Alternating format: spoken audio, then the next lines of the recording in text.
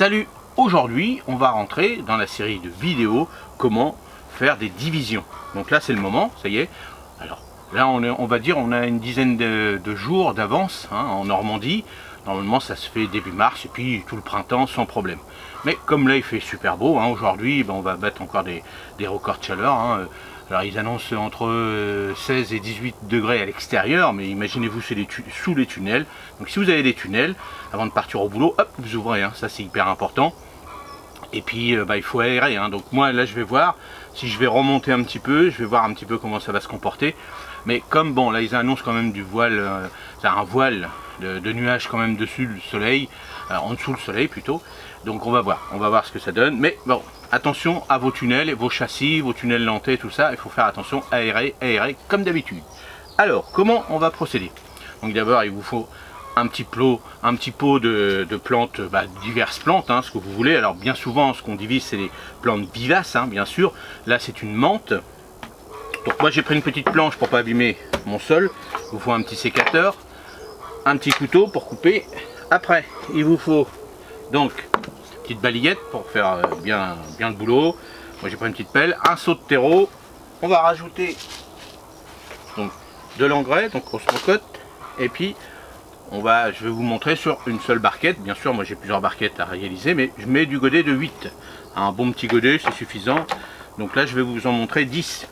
Alors première étape qu'on va faire, c'est qu'on va mettre son engrais. Voilà. Là on mélange bien sûr. Donc ça c'est un osmocote.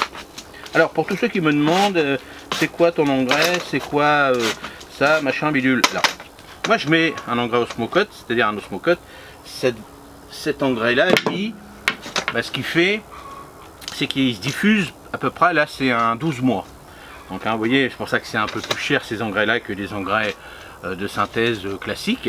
Mais l'avantage c'est c'est des petites boules, et les petites boules vont se diffuser en fonction du temps, de l'humidité, et puis tout doucement. C'est une petite capsule d'argile dessus, et puis ça se diffuse tout doucement en fonction du temps. Donc ça dure, alors en fonction de la pellicule qu'il y a, de tel mois. Donc ça démarre je crois en 3-4 mois, et puis après 6 mois, après 8-9 mois, et puis ainsi de suite comme ça jusqu'à 24 mois je crois, même voire plus.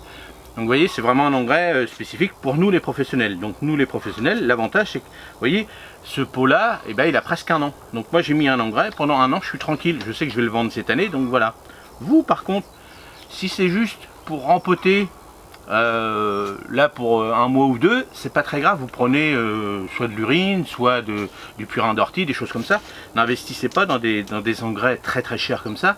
Pour vous, ça ne sert à rien, sauf bien sûr si vous dites je vais en garder plus longtemps, un an ou dans chez moi par exemple. Bon ça c'est vous qui voyez le truc, mais bon bien souvent ce que vous faites du rempotage, de la division du rempotage et autres, puis quelques mois après ou quelques semaines après vous le remettez dans votre jardin.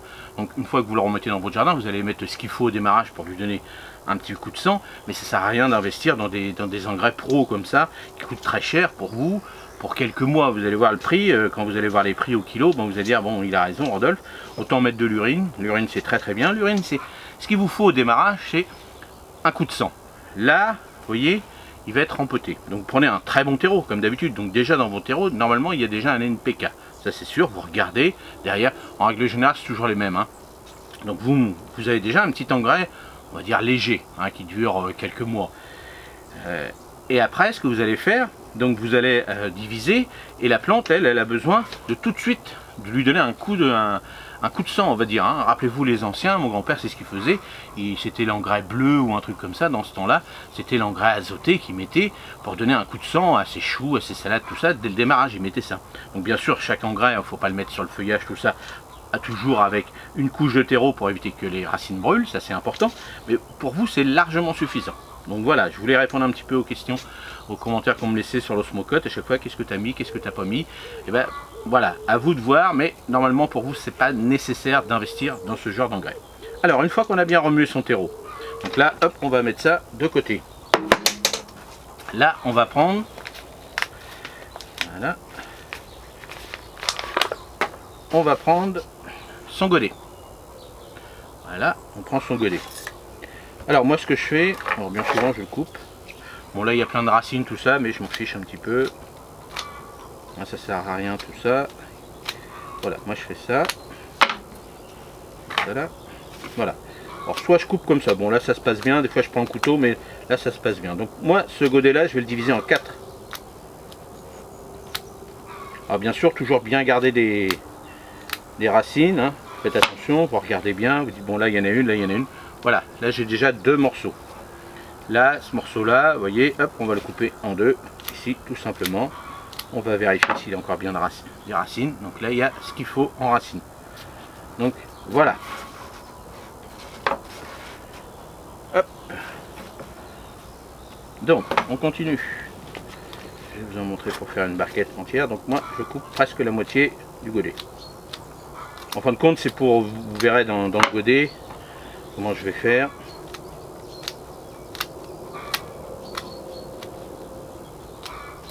Alors des fois quand c'est vraiment costaud, prenez un petit couteau, c'est mieux. Alors le mieux c'est aussi un petit couteau assis. Prenez un petit couteau assis pour bien... Des fois c'est un peu costaud. Mais là aujourd'hui ça se passe bien avec le petit sécateur. Voilà, donc vous voyez là ça m'en fait 8. Et là, tac, je recommence. En même temps ça me permet de vérifier si dans mon petit godet, dans vos pots, si vous voulez diviser vos pots, tout ça, bah regardez s'il n'y a pas de verre, s'il n'y a pas de choses qui ne devraient pas être dans vos pots. Vous regardez. Tac. Et on sent bien les racines. Là hop, on coupe bien, tac, là ça fait. Voilà. Voilà, donc ça on va le mettre ici. Voilà, on fait ça. Donc on va préparer nos pots. Voilà. Alors je remets les mêmes pots parce qu'ils n'ont pas été malades. Si j'avais eu des maladies, des choses comme ça, j'aurais dit bon bah, je vais les nettoyer ou je vais mettre d'autres pots. Voilà, ça c'est, il faut faire attention, mais bon, comme vous savez que moi je mets pas de produits chimiques, rien du tout, bah, je peux laisser comme ça.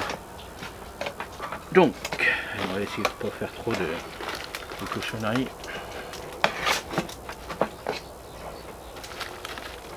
Bon, attendez, non, on va faire autrement.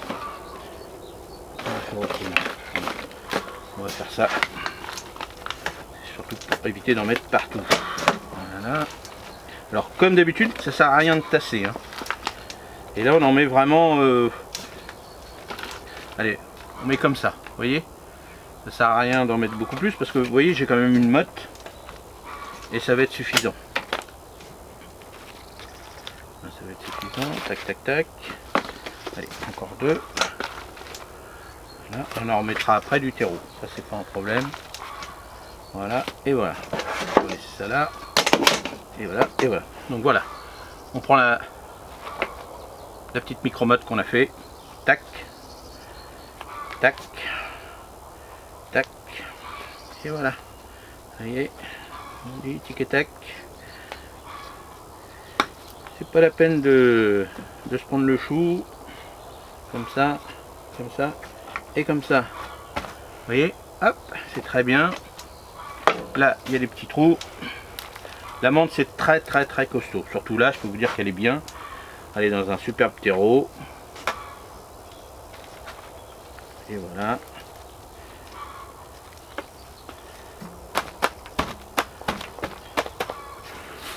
Là. Voilà.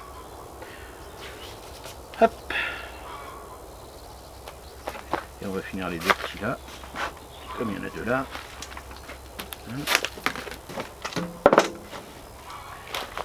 Et voilà. Hop.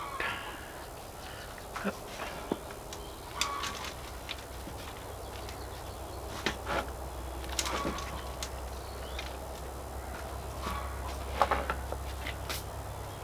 Et voilà, tout simplement.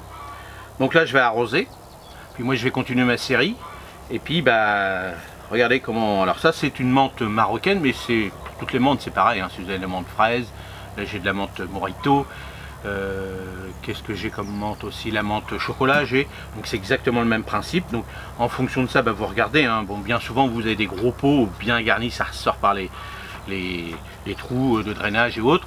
Donc là c'est le moment de le rempoter. Donc là c'est l'époque en fonction des régions. Bien sûr, si vous êtes encore dans une région où il gèle le matin, attendez encore un bon mois, vous n'êtes pas en retard, il n'y a pas de souci. Mais bon, ça va être le moment de commencer à faire toutes ces divisions de plantes vivaces. Hein. Si vous avez des plantes vivaces en pot, des choses comme ça, là c'est le moment. Donc moi je vais vous montrer après, j'ai la mélisse, j'ai la sarriette. Là toute cette semaine je vais vous montrer ça. Et vous allez voir, c'est le même principe. Toujours le même terreau, hein. Ce qui est important c'est la base, c'est le terreau, ça c'est hyper important, c'est voilà, prenez un terreau, il existe des terreaux en potage, tout ça, mais voilà, c'est important, surtout si vous voulez les laisser dans vos pots. Si c'est pour remettre en pleine terre, vous prenez un bon petit terreau, vous faites votre godet, puis après vous le remettez dans votre jardin un mois après quand les racines sont bien faites. Voilà, j'espère que cette petite vidéo vous a plu, et puis dites-le moi dans vos commentaires comment vous faites. Salut, merci, au revoir.